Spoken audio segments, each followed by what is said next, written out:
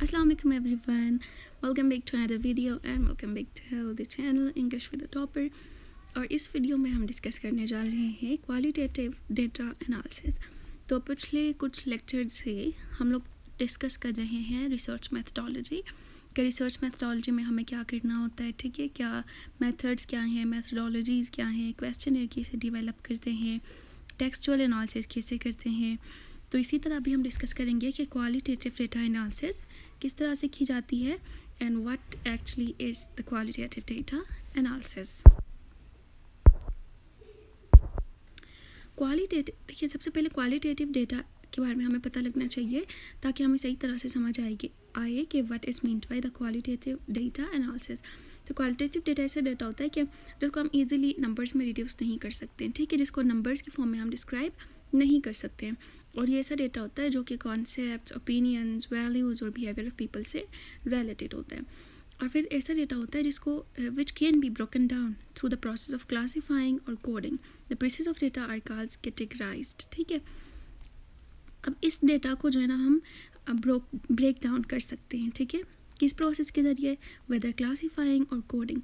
या हम डेटा को क्लासीफाई करके ब्रेक डाउन कर सकते हैं या हम डेटा की कोडिंग करके उसको ब्रेक डाउन कर सकते हैं। और क्लासीफाई या कोडिंग करने के बाद जो पीसेस ऑफ डेटा होते हैं उनको हम कहते हैं कैटेगराइज्ड। अब देखिए यहाँ पे एक सवाल उठता है ना कि हमें डेटा मिल गया, ठीक है, हम उसको ब्रेक डाउन क्यों करें, हम उसको क्लासीफाई या कोडिंग क्यों करें, हम उसकी कैटेगराइजेशन क्यों करें। क्योंकि जब हम ये सारी चीज़ें करते हैं तो हमारे रिसर्च के अंदर ईज़ पैदा होती है। हमारे लिए ये ईजी होता है कि हम ईज़िली जो है ना डेटा को निकाल सकें कि अच्छा इस थीम से रिलेटेड डेटा हमें यहाँ से मिलेगा, इस टॉपिक से रिलेटेड डेटा हमें यहाँ से मिलेगा। तो जब हमारे रिसर्च के अंदर इस तरह की डिसिप्लिन होगी, डिसिप्लिन हमारा रिसर्च होगा, तो हमारे रिसर्च के अंदर एरर के चांसेस कम होंगे और एक्यूरेसी या फिर हमारे जो रिजल्ट्स हैं वो ज़्यादा एक्यूरेट हो जाएंगे, ठीक है। What is qualitative data analysis? Qualitative data analysis is the range of processes and procedures whereby we move from the qualitative data that have been collected into some form of explanation, understanding or interpretation of the people and situations we are investigating, ठीक है। कोई भी topic है, लोग हैं या situations है जिनको हम इन्वेस्टिगेट कर रहे हैं, जिन पे हम रिसर्च कर रहे हैं, तो क्वालिटेटिव डेटा एनालिसिस में ये करते हैं हम कि ऐसे प्रोसेसेस या ऐसे प्रोसीजर से गुजरते हैं जिससे हम अपने डेटा को जो कलेक्ट किया गया है उसको जो है ना एक्सप्लेन करते हैं, अंडरस्टैंड करते हैं या इंटरप्रेट करते हैं। और अंडरस्टैंड, एक्सप्लेन और इंटरप्रेट किस तरह से करते हैं, कैटेगराइजेशन या फिर कोडिंग के ज़रिए, ठीक है। Data analysis is a process of breaking down data into smaller units, determining their importance and putting pertinent units together in a more general form, ठीक है। यह तो वही बात हो गई जो मैंने अभी बता दी है। Qualitative data collection. Qualitative data को कलेक्ट हम किस तरह से करें।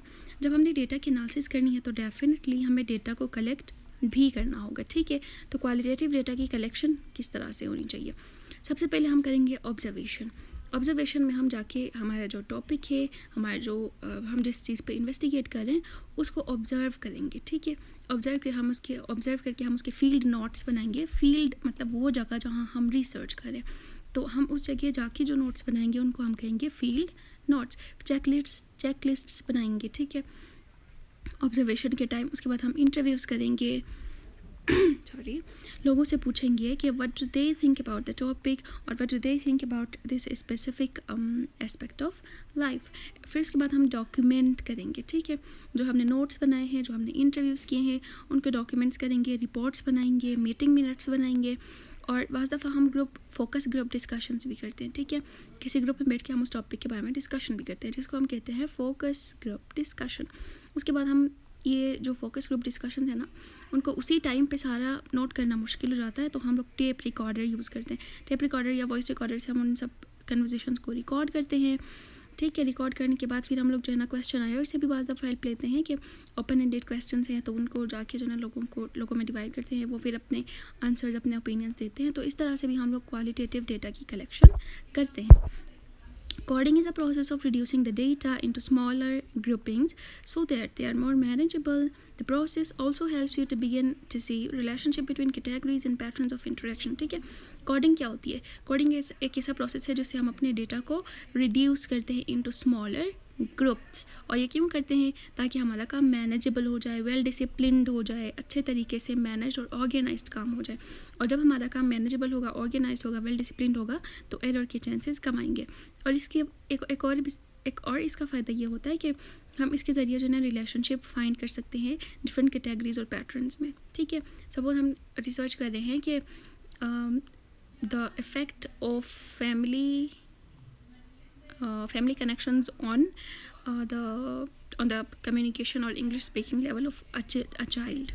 The effect of family connections on English speaking of a child. ठीक है, इसमें हम डेटा को इस तरह से कैटेगराइज कर सकते हैं कि बाबा के साथ जो कनेक्शन है उसका क्या इफ़ेक्ट आ रहा है, मामा के साथ जो कनेक्शन है उसका क्या इफ़ेक्ट आ रहा है, सिबलिंग्स के साथ कनेक्शन जो है उसका उस बंदे की स्पीकिंग पे क्या इफ़ेक्ट आ रहा है। तो इस तरह हम डेटा को क्या करते हैं, डिफरेंट स्मॉलर ग्रुप्स में करते हैं। ठीक है, ग्रुप्स में करेंगे तो हमारा डेटा, हमारा काम मैनेजेबल होगा, डिसिप्लिन होगा और वेल कैटेगराइज्ड और वेल ऑर्गेनाइज्ड हो जाएगा। सेक्शंस ऑफ टेक्स्ट ट्रांसक्रिप्ट्स में B marked by the researcher in various ways. ठीक है, हम ऐसा तो नहीं है ना कि हम लोग स्मॉलर फ्रेगमेंट्स में डिवाइड करें तो कोई चीज़ है उसको हम तोड़ के छोटी छोटी चीज़ें बना दें। अब डेटा तो डेफिनेटली हमारे पास टेक्स्ट की फॉर्म में होता है, तो हम डेटा के अंदर से कि किस तरह से इसकी कोडिंग कर सकते हैं, कैटेगरीज हम किस तरह से बना सकते हैं, अंडरलाइन कर सकते हैं। ठीक है, इन कलर्ड पेन। सपोज फैमिली की हम बात करें तो effect of relationship with father को हमने दे दिया blue colour, effect of relationship with mother को हमने दे दिया पिंक कलर, सिबलिंग्स के लिए हमने रख दिया सपोज वायलेट कलर। इसी तरह हम डिफरेंट कलर्स है ना उसको अंडरलाइन कर सकते हैं। फिर हमें जाके पता लगेगा कि अच्छा जहाँ पे ब्लू कलर वाली अंडरलाइन चीज़ है वो वहाँ पे बाबा की बात हो रही है, बाबा के साथ जो रिलेशनशिप है उसकी बात हो रही है। तो हमें वहाँ से जो है ना एनालाइज करना डेटा को बहुत ज़्यादा ईजी हो जाता है, इसीलिए हम ये करते हैं। ठीक है, गिविंग अ न्यूमेरिकल रेफरेंस भी दे सकते हैं कि 1 करेंगे। ठीक है, जो डेटा फादर्स कनेक्शन के बारे में है उसको हमने 1 लिया, 1 रखा, जहाँ जहाँ उस ऐसी बात आ जाएगी उसके ऊपर हम कोड करेंगे 1 2 3। ठीक है, या फिर हम ब्रैकेट्स के अंदर भी लिख सकते हैं। तो इस तरह से हम अपने डेटा की कोडिंग कर लेते हैं। Categories or themes. A major step in analyzing qualitative data is coding speech or words or text into meaningful categories or themes. ठीक है, जब हम डेटा को एनालाइज करते हैं तो फिर जो है ना हमें क्या करना होता है, उसका एक मेजर स्टेप ये है कि हमें उसकी कोडिंग करनी होती है, चाहे वो स्पीच है, वर्ड है, टेक्स्ट है, इनटू कैटेगरीज या थीम्स। ठीक है, डिफरेंट कैटेगरीज या थीम्स में, डिफरेंट ग्रुप्स में हम इसकी डिवीजन करते हैं। ये तो बात मैंने अभी बता दी।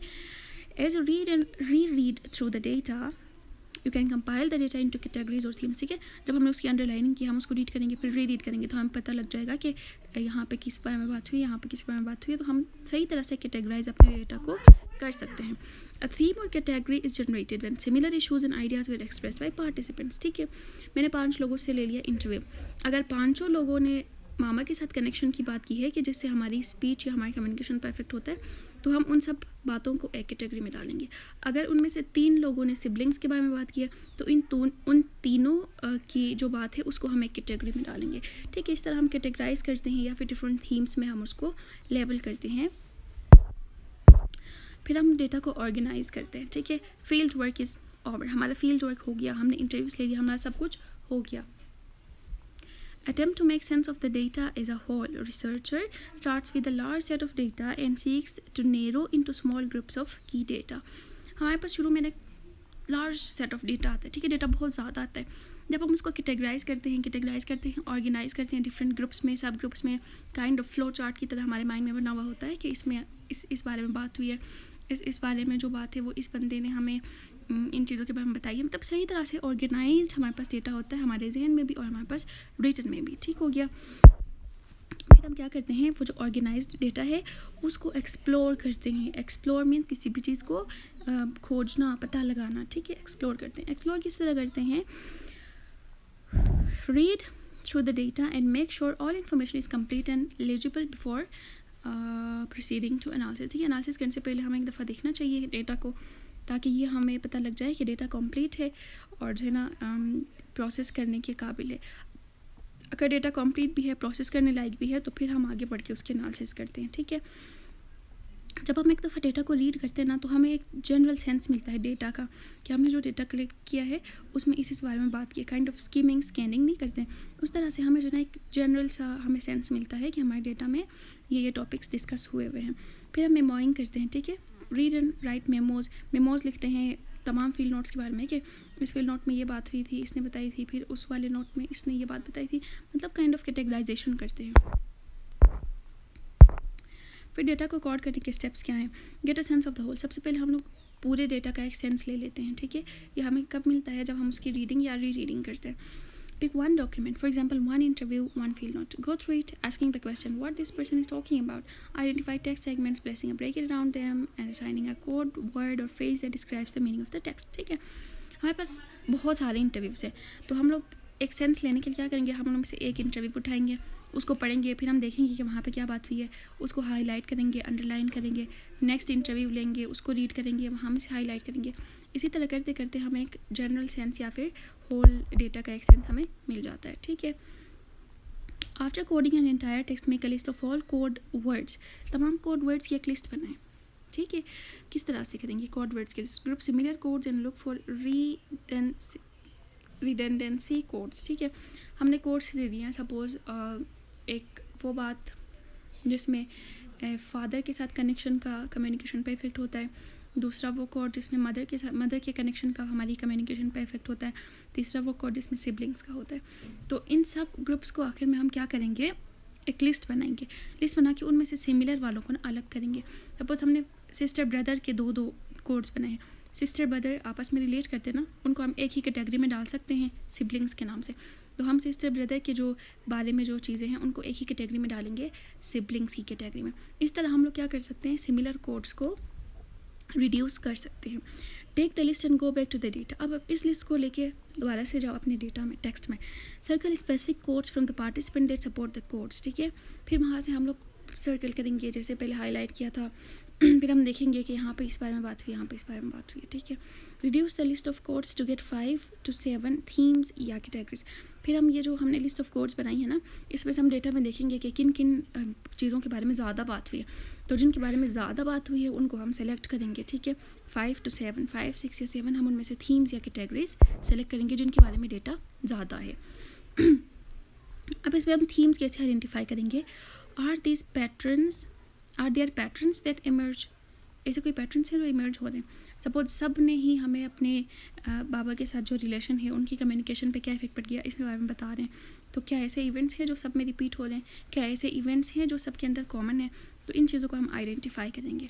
की phrases that participants use to describe their feelings, ठीक है। की फ्रेजेस क्या यूज़ करते हैं कि जो पार्टिसिपेंट्स अपनी फीलिंग्स को डिस्क्राइब करने के लिए हमें बताते हैं वाइल टेकिंग एन इंटरव्यू। तो हम उन की फ्रेजेस को भी हाईलाइट करेंगे। ये की फ्रेजेस हर बंदे के डिफरेंट हो सकते हैं। फिर हम लोग चलना themes, like codes themes have labels, ठीक है। कोड्स को जिस तरह हम लेबल करते हैं ना, इसी तरह थीम्स को भी लेबल करते हैं। और थीम्स की टाइप्स जो होती हैं उनमें से पहली टाइप है ordinary themes. Theme that a researcher my expect find. Ordinary themes वो थीम्स होते हैं कि जिनके बारे में रिसर्चर को पता होता है कि हो सकता है कि इस तरह का थीम हमारे रिसर्च के अंदर आ जाए। लेकिन अनएक्सपेक्टेड थीम ऐसा थीम होता है जो कि सरप्राइजिंग होते हैं, जो कि अनएक्सपेक्टेड होते हैं, जो हमने एक्सपेक्ट नहीं किए होते लेकिन फिर भी वो हमारे रिजल्ट्स पे हमें मिल रहे होते हैं। Hard to classify themes that contain ideas that do not easily fit into one theme और दैट ओवरलैप। अब हार्ड टू क्लासीफाई थीम्स ऐसे थीम्स होते हैं जिनको क्लासीफाई करना मुश्किल हो जाता है, ठीक है। उसके अंदर ऐसे आइडियाज़ होते हैं जिनको किसी थीम के अंदर फिट करना या फिर किसी पैटर्न के अंदर फिट करना मुश्किल हो जाता है। ऐसे भी थीम्स आते हैं कि जिनको कैटेगराइज हम इजीली नहीं कर सकते, उनको हम कहते हैं hard to classify themes. Major and minor themes आते हैं। फिर जो मेजर आइडियाज़ को रिप्रेजेंट करेंगे वो मेजर थीम्स आएंगे, जो माइनर आइडियाज़ को रिप्रेजेंट करेंगे वो माइनर थीम्स हो जाएंगे, या फिर सेकेंडरी थीम्स भी हम इनको कह सकते हैं। फिर हम अपने डेटा को क्या करते हैं? समराइज करते हैं। After have coded a set of data write a summary of what you are learning, ठीक है। हमें डेटा रीड करते हुए, कोडिंग करते हुए, थीम्स निकालते हुए हमें पता लगता है ना कि डेटा के अंदर क्या बात हो रही है। तो हम उसको एक दफ़ा उसकी समरी लिखते हैं, ठीक है। हम उसकी की थीम्स की भी समरी लिखेंगे, हम उसके अंदर पैटर्न्स, थीम्स, कोडिंग्स वगैरह जो थी उन सब की एक समरी लिखेंगे। With your data coded and summarized, you are ready to look across the various summaries and synthesize your finding across multiple data sources.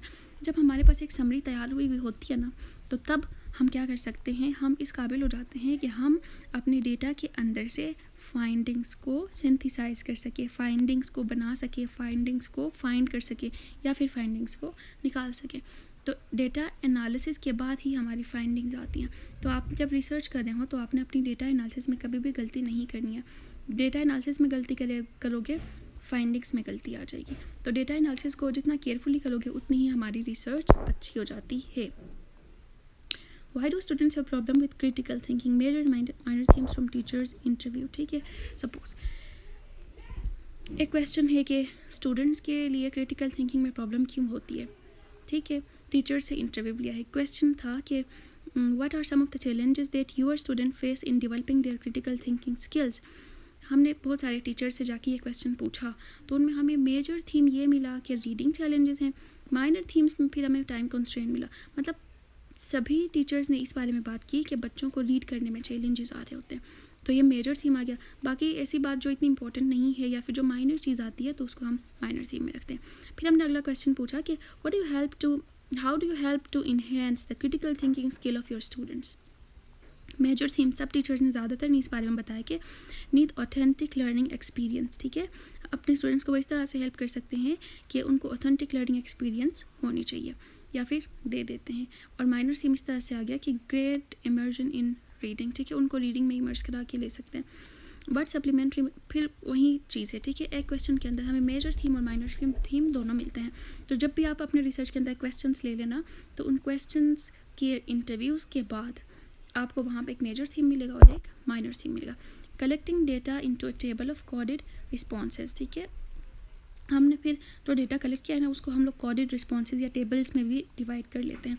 हमने टीचर से इंटरव्यू लिया, हमने स्टूडेंट्स को ऑब्जर्व किया और हमने स्टूडेंट्स में क्वेश्चनर्स डिवाइड करके उनसे इस तरह से इंटरव्यू ले लिया। ठीक है, तो इंटरव्यू जो हमने टीचर से लिया उसके अंदर हमें 3 मेजर थीम्स मिल गई।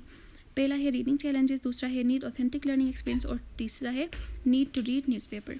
जब हमने स्टूडेंट्स को ऑब्जर्व किया तो तब भी हमें ये थीम्स मिली। मेजर थीम्स जो मिली उनमें एक ये है कि unwilling to work in group, laziness and fatigue और टार्डीनेस। और इसी तरह जब हमने स्टूडेंट्स में क्वेश्चन आई डिवाइड किया तो वहाँ से हमें मेजर थीम्स मिली। Lack of group cohesion, request teachers assistance, too frequently limited independent thinking. तो ये हमने ना एक सैम्पल लिया है कि हमने जो पहले क्वेश्चन रखा ना कि स्टूडेंट्स को क्रिटिकल थिंकिंग में क्यों डिफ़िकल्टी आ रही है, उसके डेटा को हमने इस तरह से कैटेगराइज किया है टेबल में। ठीक है, अब देखें themes. Right up and explain the themes in narrative format under the specific research question. ठीक है, ऊपर रिसर्च क्वेश्चन है, उसके अंदर आपको क्या क्या थीम्स मिली हैं उनको आपने एक नैरेटिव फॉर्मेट में लिखना है, सही तरह से लिखना है। Use a few actual quotes from the participant response to validate your narrative. ठीक है, नैरेटिव मतलब आपके पार्टिसिपेंट ने जो कहा है ना उसको बिल्कुल एज इट इज़ नहीं लिखो, एज इट इज़ लिखो, लेकिन 3 से 4 से 5 बातें बिल्कुल एज इट इज़ लिखो, बाकी आपको जो समझ आती है उस तरह से लिखो। Do this for each major theme that emerge from the data. आपने यही करना है हर थीम के लिए। Example of narrative format. Narrative format किसे कहते हैं उसके एग्जाम्पल है यहाँ पे कि वही क्वेश्चन है। ठीक है, why do students have problem with critical thinking. Reading challenges, when asked what are the challenges that student face in developing critical thinking skills, the teachers interviewed felt that students had reading challenges. Many students were reading below their grade levels with limited vocabulary.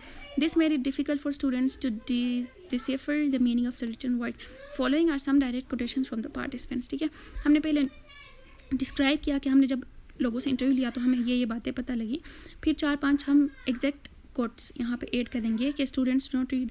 ये जो है ना participants ने जो बातें की थी उसको हमने एज इट इज़ यहाँ पे लिख दी है।